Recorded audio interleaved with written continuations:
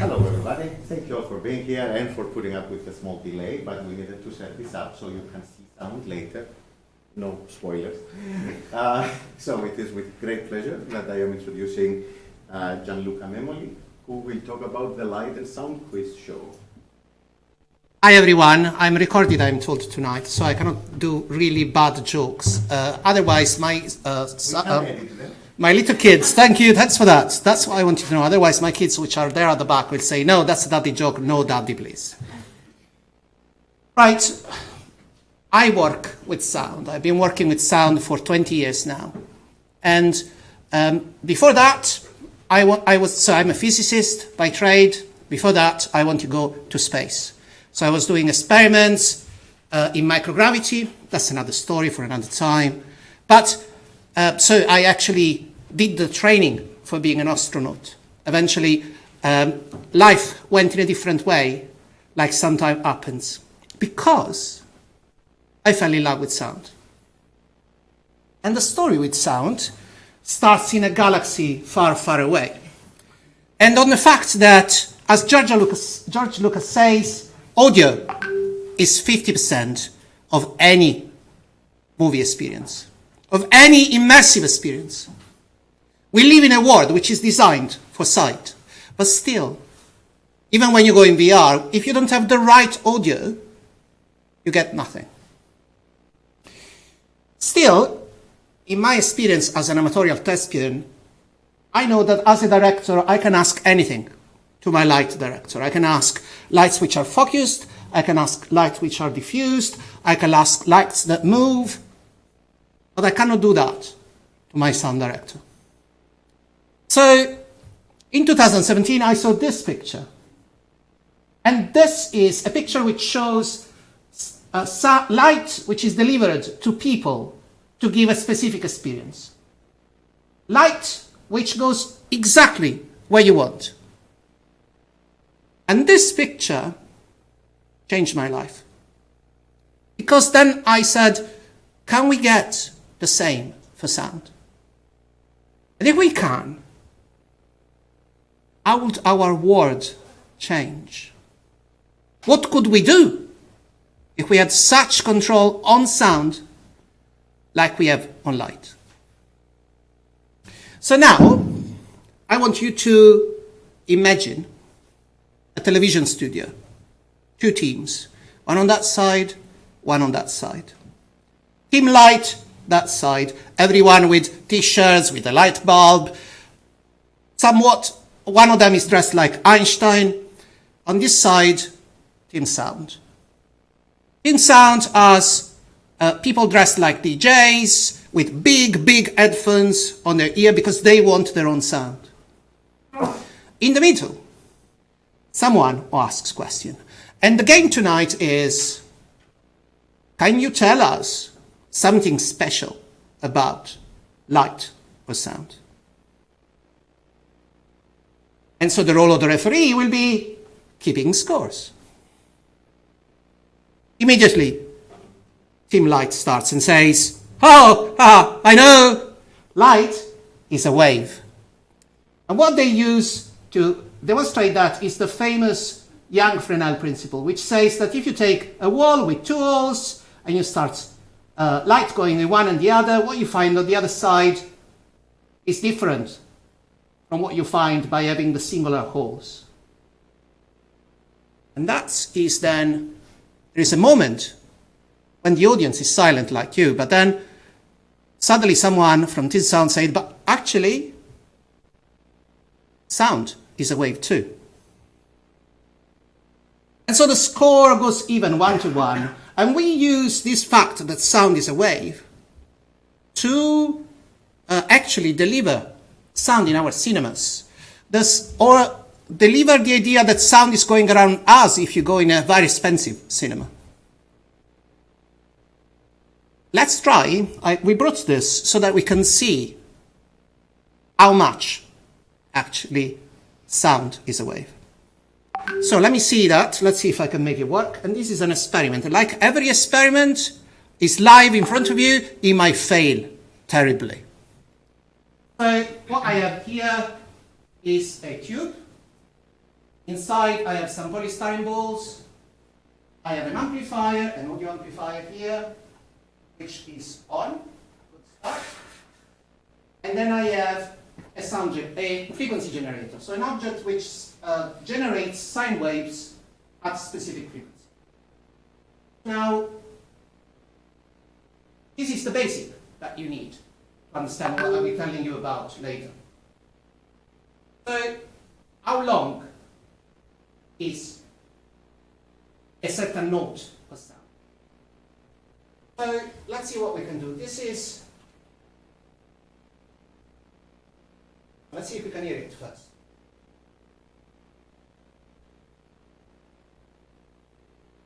The amplifier up. This one is connected, and let's see.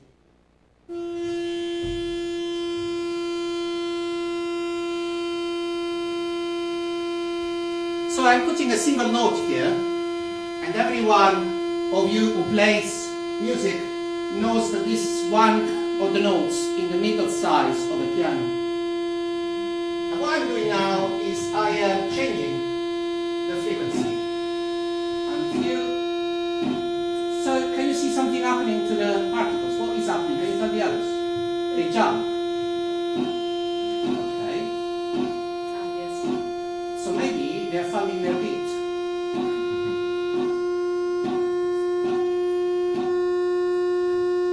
Can you tell me what's happening now? So let's increase a bit the volume. Let's see if we can see it a bit better. Not very much. So for those of you who are there at the back, what we are seeing is a group of particles which are here and another one there. And you can imagine that there is a wave going like this. Now, this is a frequency of 367 Hertz, 68 now. Now, what I can do now is I can split the frequency. I can divide it in two. And so three guys there at the back, 368 divided by 2. Go, Danny. A lot. Okay, so let's try 184. And that's not really. So what has happened now? That we have only one big bit in the middle, when before we had two. What we have done now is we are trapping inside this tube half of a sinusoid. So we always design sound or waves like sinusoids. We have trapped half of it here. And the particles go in the place where there is most of the stuff. Is that real? Well, you see that they are dancing and there is a change. You also see that it's striped. It's not just a nice big blob that gets together. So what happens then, if we add this frequency to 368. So 368 plus 184 goes, anyone? So we can do the experimental way, and so we go to 500, and we start going up in frequency.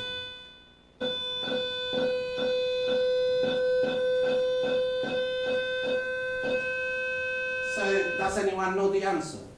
What's the frequency I'm looking for? Anyone?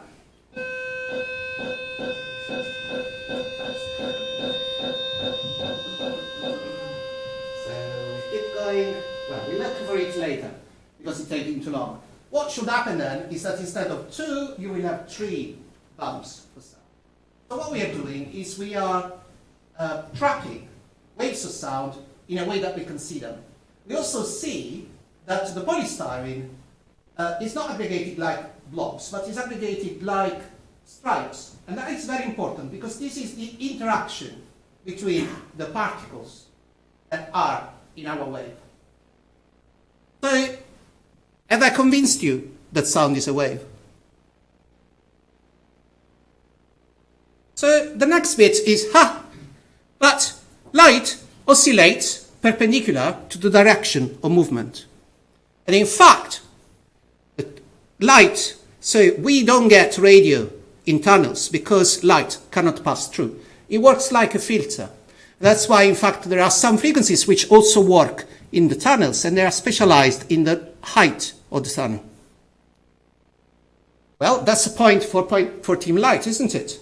What about then sound? Well, sound has two ways of propagating. The sound that we talk oscillates that way. The sound that constitutes seismic waves oscillates like light, perpendicular. And that's 2 points for team sound. Team sound is winning, clearly. But that is when team light takes out their ace. But light is also a particle. And again, that was one of the biggest puzzles at the start of last century. How can you actually put together light, a wave and a particle at the same time? And there are some experiments which prove that, and that is what is eventually underpinning our quantum world. And recently,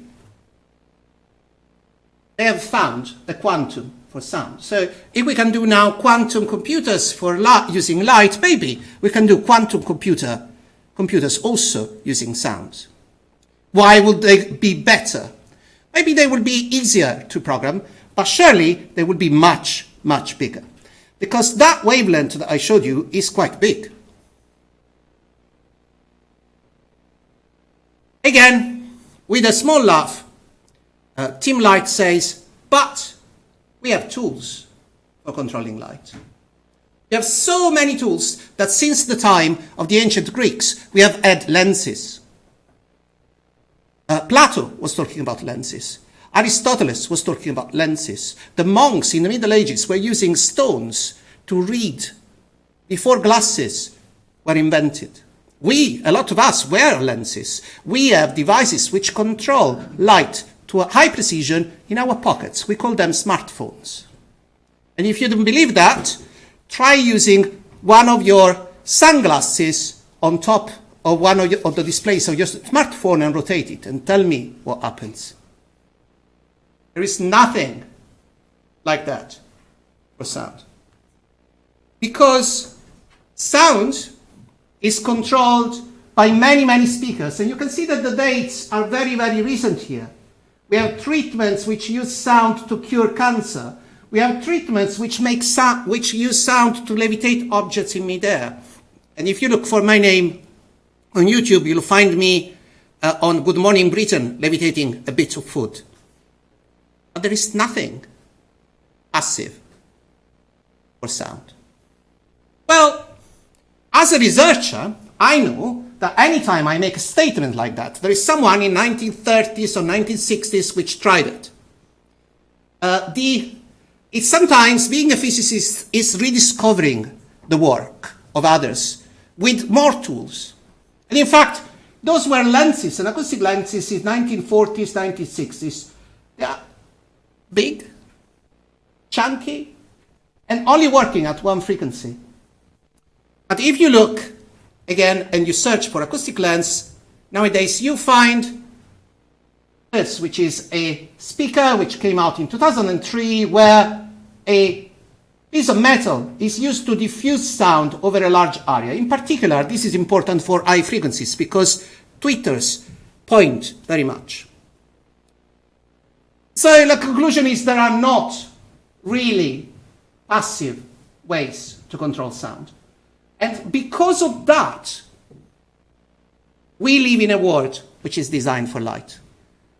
Because if we had to use energy all the time to control light, you wouldn't have this projector here. You wouldn't have me seeing you. We wouldn't have so much control. And that's when, just when the situation is desperate for team sound, that is when metamaterials come into the game. I discovered metamaterials when I arrived here at Sussex back in 2016.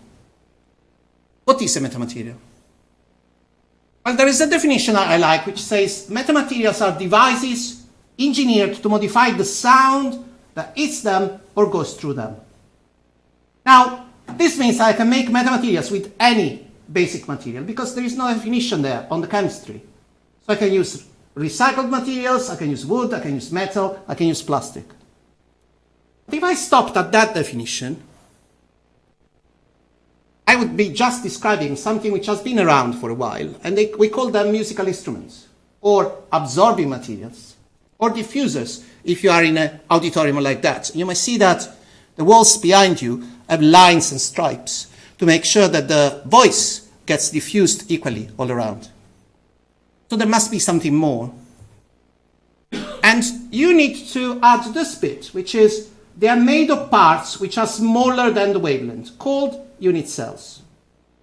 Now, the wavelength of light is much, much smaller than one of my hairs here. The wavelength of sound is big. So let me describe what is a metamaterial. It's like if this one is a snake, and I want to grab the snake by the tail and control what the snake is doing just by an object which is as small as my hand. Sounds quite difficult, isn't it? And that's where mathematics comes to help us. But I don't want to go into that. I want to show you some examples of metamaterials. The first example I saw in the literature is made of Coca-Cola cans, filled with water at different heights, like you would do with a xylophone made of glasses at a party. So, by controlling the geometry, and you can see more and more complex geometry as time passes, you control sound. Not by the chemistry, but the geometry. And that is, for me, flabbergasting. Because this means that now that I have 3D printing, I can actually think, or I can dream of designing something which is so small, which does so much. So how many shapes you need to know? And that is where my contribution to the field starts. So if you want to play Tetris, you just need 5 cells. If you want to play Scrabble, you need 26 letters. We found in 2017 that you just need 15, or 16 I should say, shapes, predefined to control sound to a precision that no one can. How do they work? So that is one of the shapes. What you see is the sound that goes through. And by changing, if you want, the length or the shape of the labyrinth in this particular easy shape, you change the delay that the sound takes by passing through. So if you compare, for instance, a sound that comes with this direction with an empty brick and a brick which has a delay, you see that the sound goes on the other side where the red is, gets before or after. And by controlling the delay, you control the shape. Now, if this were a mathematics course, I should be saying that we are controlling part of the Fourier transform of the sound as it goes through a surface. But because this is not,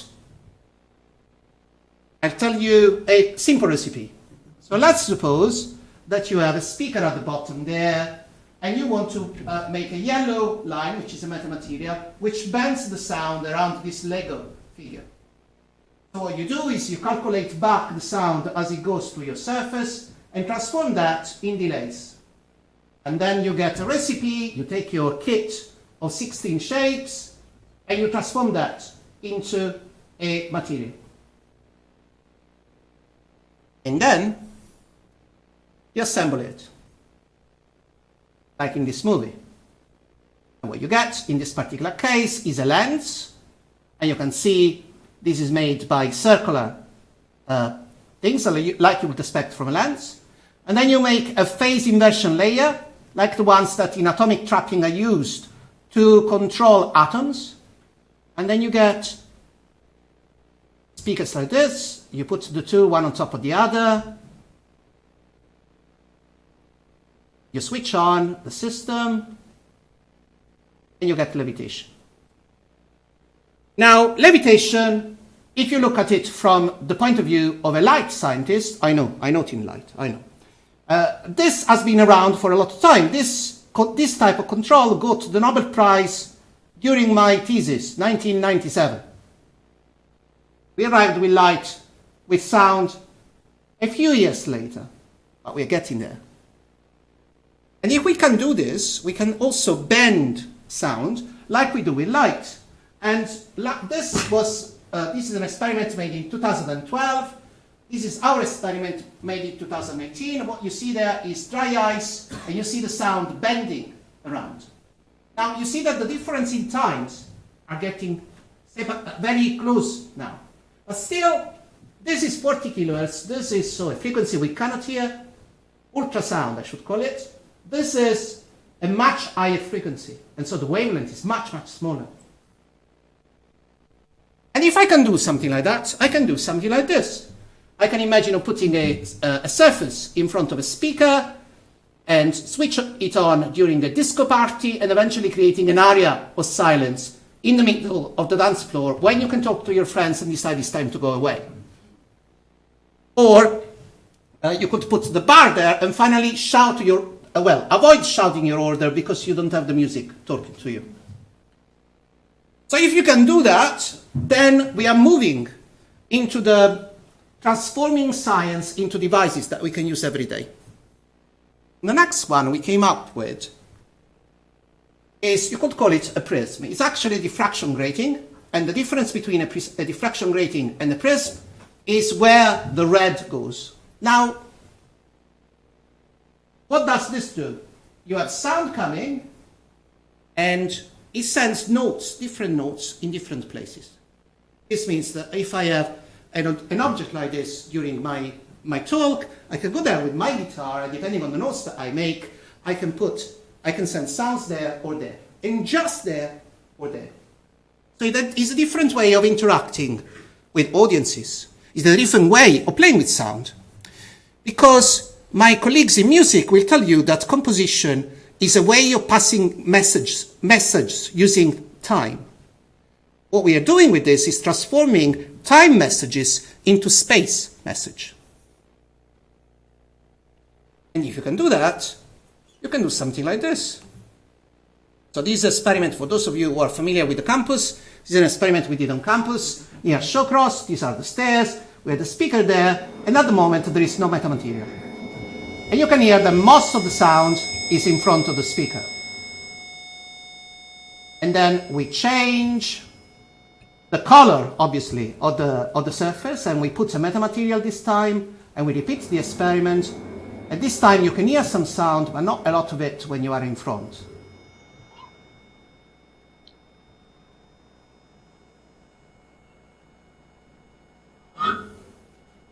And if you move a bit further to the right,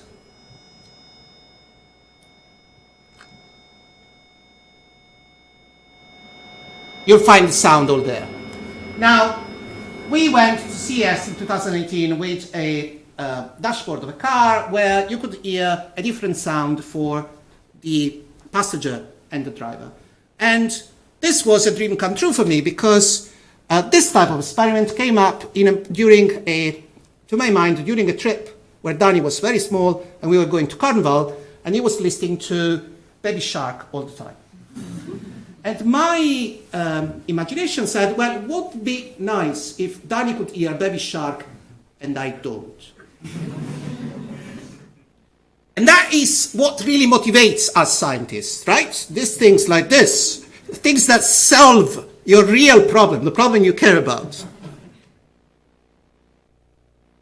So, when I started in 2017, lenses were big. Now we are much better. We can make them as small as they go in the palm of the hand. And if we can do this, then we can transform a speaker into a directional one. That's the usual place near Shawcross. We had the usual speaker, but this time we have a lens, and we put it just like it works for a lighthouse. And suddenly, the sound that could be heard only close by can be heard down there, 60 meters away. And if we can do that, we can bring it in our living rooms, and suddenly we can create images made of sound in the middle of our living rooms where you enjoy the scenes of a football match, like if it is played just there. And if you can do that, you can then move to something more. And you can use two lenses, like this, and the camera there on top, and you can track the distance of a person and deliver the sound to that. So imagine that you have a small ball of sound that moves with you as you walk around.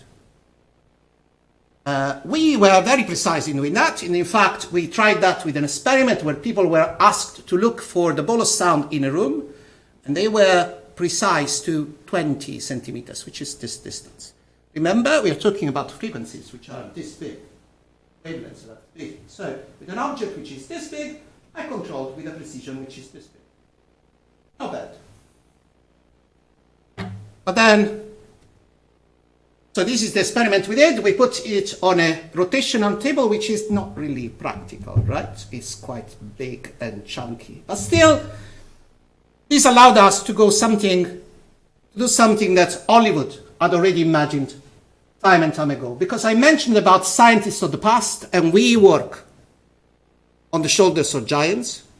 But Hollywood always arrives first, right? And in this case, in Minority Report, Tom Cruise is having specialized sound messages delivered just to him for advertisement. When I showed this at a trade show, at a science fair, someone asked me, okay, can I defend myself on this? Oh, yes, you can, of course. And so this means then, if you want to deliver sound, you might also want to cancel it. But before cancelling sound, the other thing that came out to us is, can we do it in a practical camera that we can use to image the birds in among the trees? So we are very close. This is work in progress. Acoustic cameras exist already. They are very big. We managed to make them so small that actually you can take them around in your stroll. I was saying, if you want to control and deliver, you will also cancel. The typical questions I used to get at science fairs was, can you silence my husband snoring during the night?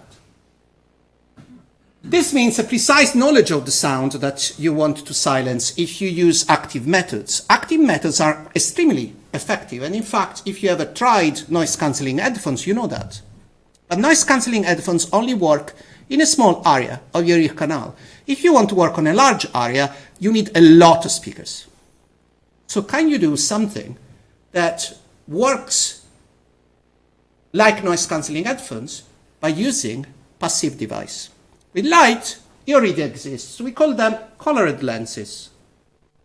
And if you want to see the word pink, then you get one of those. If you want to cancel sound, you get one of these. So what I have here is a speaker.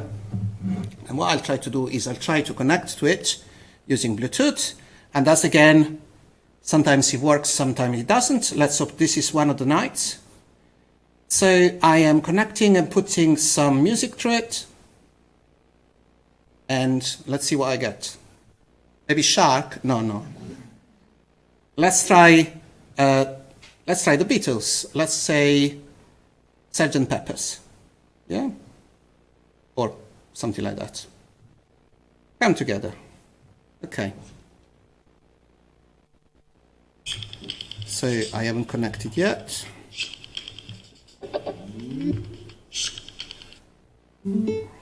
And let's hope that we get there.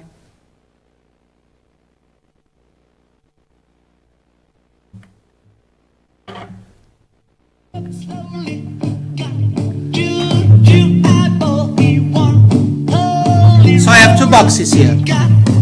Same weight, one of them flat, the other one in a metamaterials shape. Let's try the flat one.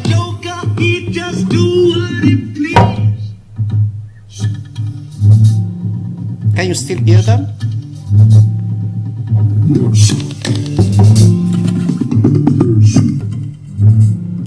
Can you hear the difference? It's still there, I didn't switch it off. What you're hearing is the difference between the traditional way we have to control noise and the new way that we have to control noise. So, same weight, but this is as effective as this thickness in wood, and it also covers the low frequencies that wood doesn't. So, we brought it at science fairs, and you can see the game of the tripods there. Where is the sound?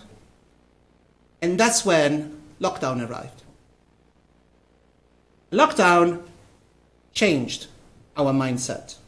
Suddenly, we had the technology which could make the difference. Why? Because it was in one of the nights when we were clapping for the NHS that I found some of my colleagues that are working in intensive care units. I worked with them in 2014, a lot of time ago. And we found a big difference between the levels that are suggested, and you see there a scale of sound levels with some examples. So, according to the World Health Organization, the noise in an hospital should be just like the sound in a library before a librarian says, shh.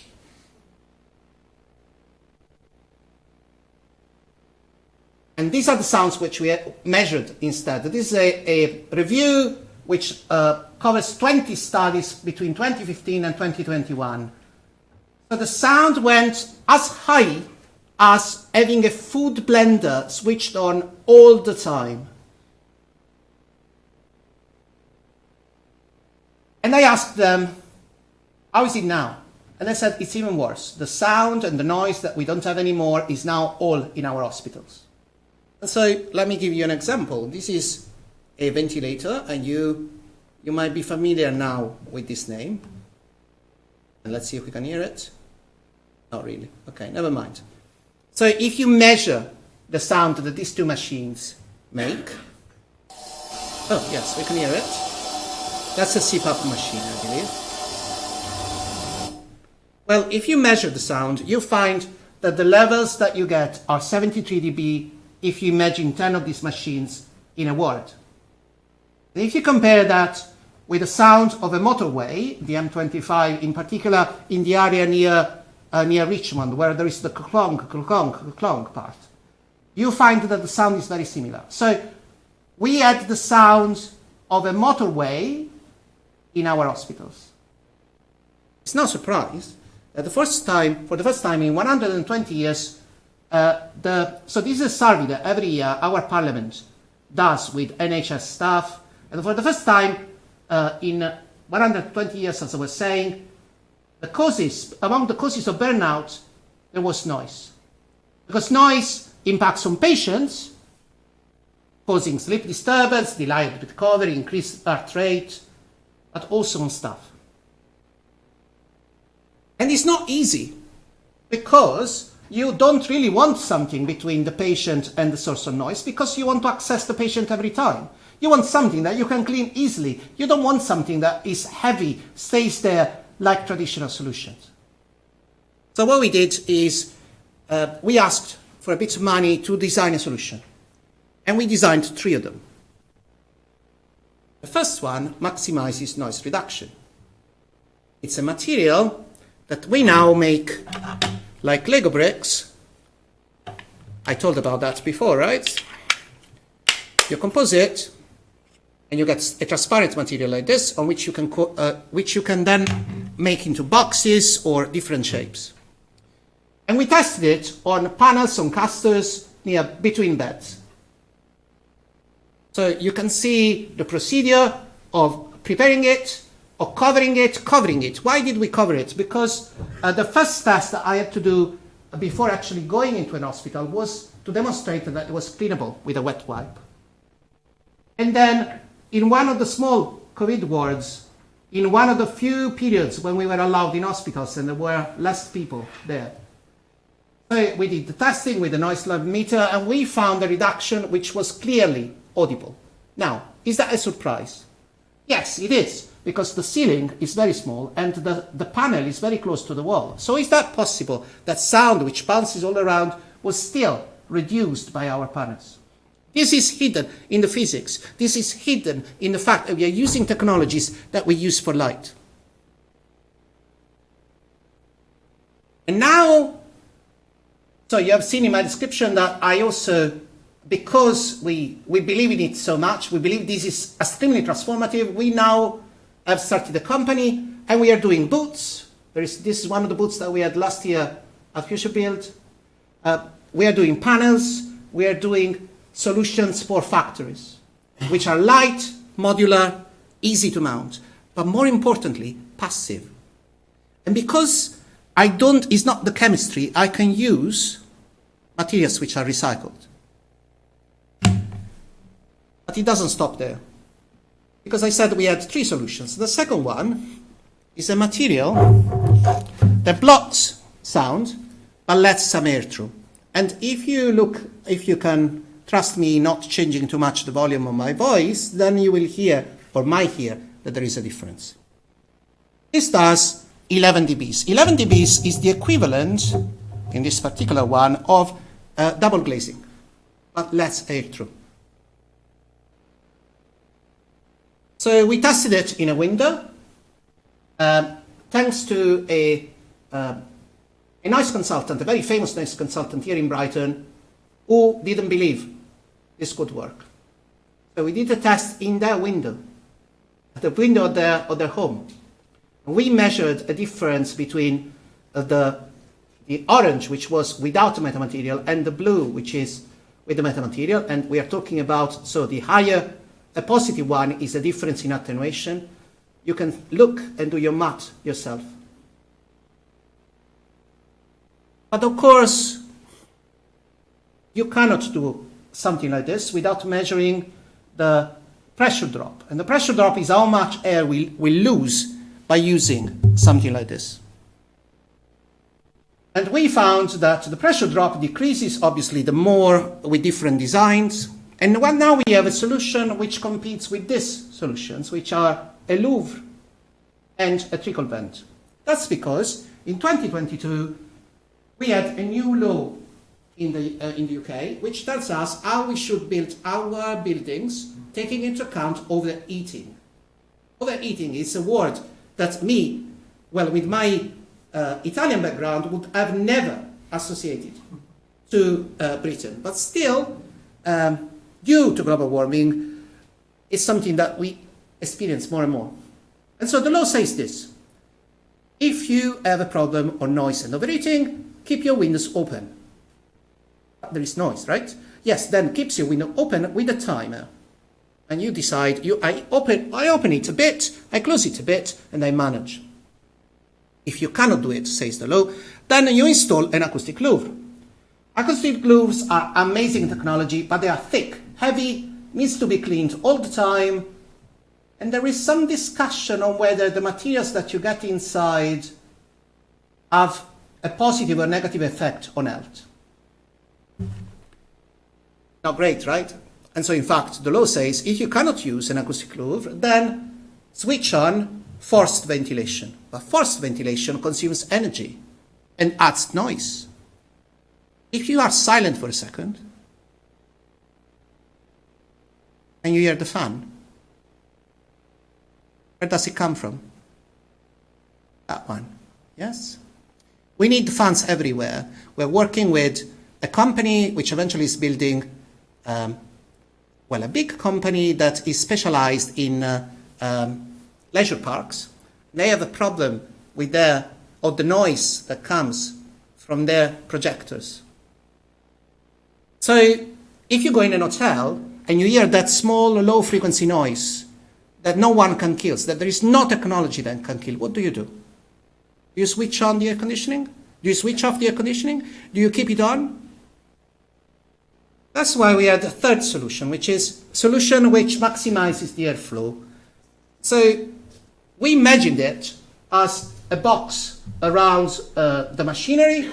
Our clinicians immediately said, oh no, that's not for us. There are too many tubes going around. Fine. But we came out with an idea of transforming it into what is now the smallest attenuator that you can buy for air conditioning. It works like this. like two lenses. You adjust the distance, you adjust the position, like polarizers for light, and you cancel noise. So what you see there is how it is effective. It's not so much effective. It does 6 dBs at most angles. In the front, you have more airflow, and so there is an apparent reduction, but also not. The reduction is only when you go outside. So there is an increase at 0 degrees, but it decreases as you go around. Means if I am just in front, I hear a bit more sound, but if I go here, I hear nothing.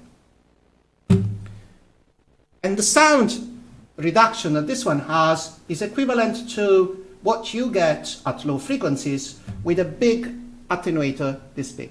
Now, if you could remove those panels from the ceiling, you would find a lot of attenuators and pipes. A lot of space in our buildings is used to attenuate noise. So if we can do it in a smaller space, then maybe we can use our space better. And if we can use our space better, we can reduce the carbon footprint of our buildings, etc., etc., etc. And then the thing becomes even more interesting in a world where we want more and more heat pumps, because heat pumps are silent indoor, but outdoor, they're not so silent. And I have a story for you on this. There was a moment when I was working for Greater London Authority, and the City of Westminster did an experiment. Everyone was complaining about noise in Soho Square, which is, you know where it is? So what they did is they closed Soho Square to the traffic.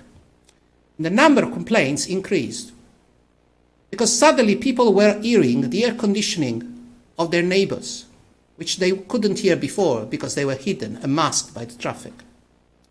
So our net zero agenda requires more and more techniques to control noise at the same time as ventilation.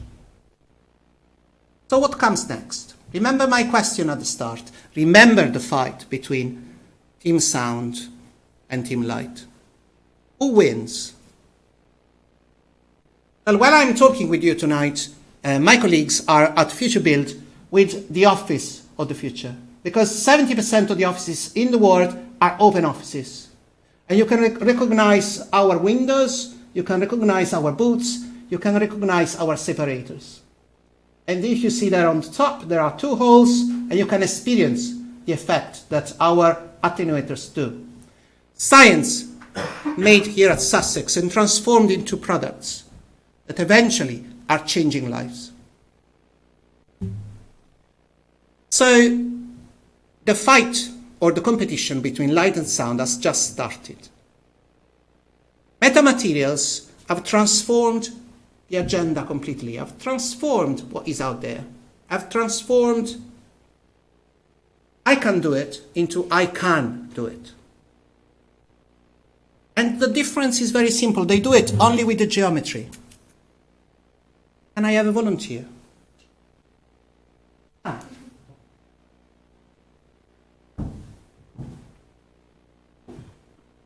What we have here is a...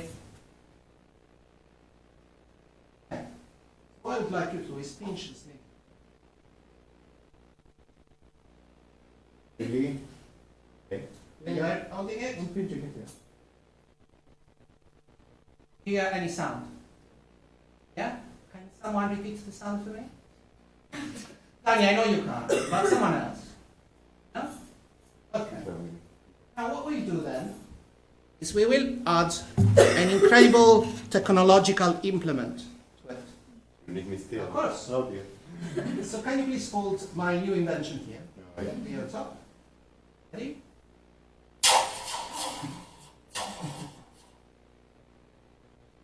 What I have done is I have demonstrated you with a simple geometry.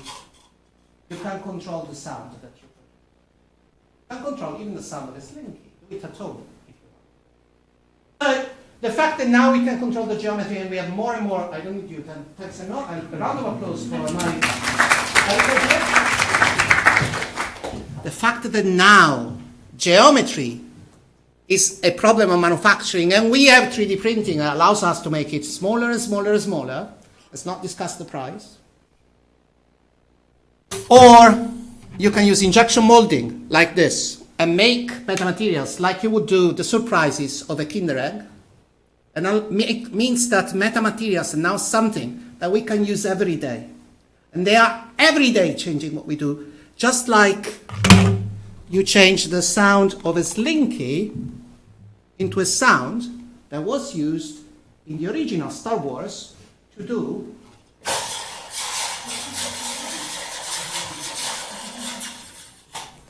thank you.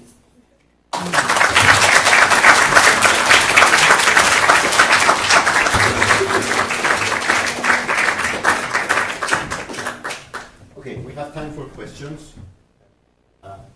Yes, please.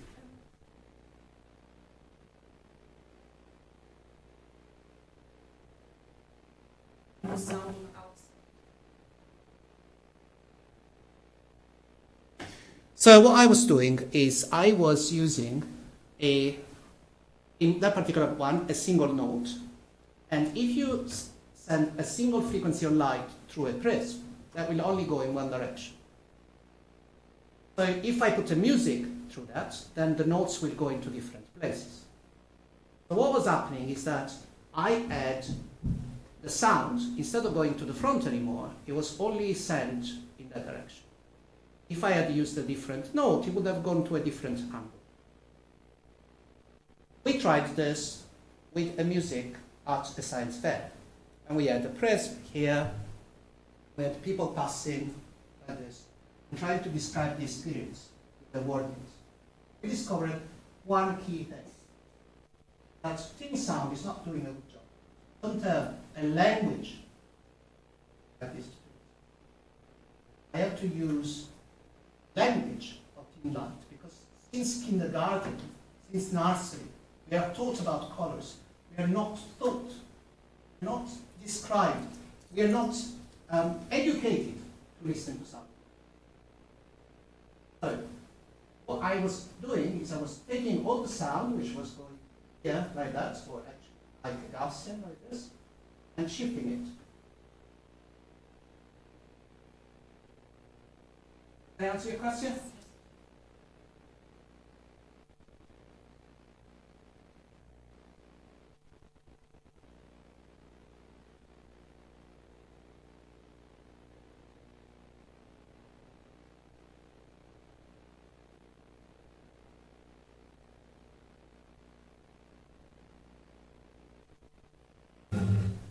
You see an application of that around our pool? So there are two answers to your question. The first one is, what is causing that pollution? So if I have a vibrating surface like one of our wind turbines and it's not blocked properly, that sounds underwater like the M25. In fact, there was a period when these were not regulated, not covered by regulations, where the number of whales ending, or cetaceans ending on the shore, increased dramatically. Not because they were dead, because they were deaf. So we are getting better. There are now projects which regulate the noise that we produce underwater in that. But what you're asking me is, can you do a version of that you showed me for air underwater? I think it's possible. We haven't tried. But then I imagine that the next application of that would be a more defense-oriented one, if you think about it. Yeah?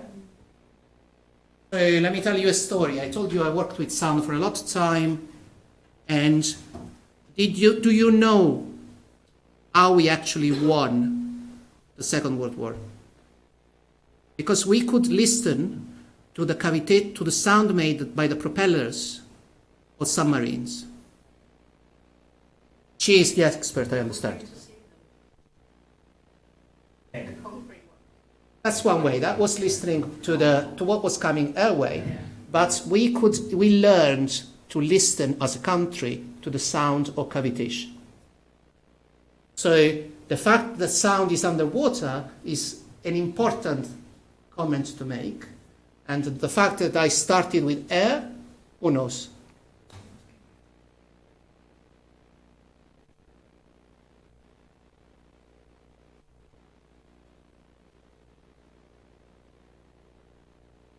Picture how it might work, visual frequencies, but I'm quite clear.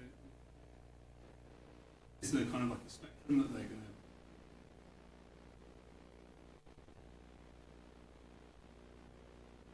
That's a very good question. So, can I talk about octaves? So an octave is a doubling of frequency. In the piano is a set of 7 keys. Okay? Now, with light covers only one doubling of frequency, between 400 and 800 nanometers. Sound covers 10 octaves. Can we hear them all? Do we use them all? So, if you think about a tenor manages to sing 3 octaves. 3.5 if you are a very good one. If you use our telephone, is designed to pass 4 octaves. We use, in our everyday life, 5 octaves. We perceive, or we are disturbed by no more than 6. So if I do a solution which covers 6 octaves, I'm done. And our patents or the technology that we developed overcomes the limitation of only working at one frequency, which was the one that accompanied metamaterials for so many years. We found, let me say, a trick to make sure that the cancellation also works at other frequencies. So much that this one works between 250, so that's 25 dBs, between 250 and 6,000, if I remember correctly. So 250, 500, 1000, 4,000, that's 4. Still small, right? So I can do, there is another version which does, so that one works over 5. Those works instead in a specific range. So the fact that you can design, so we have used to noise or sound and silence. We have a binary concept of the acoustic world. There is more than that.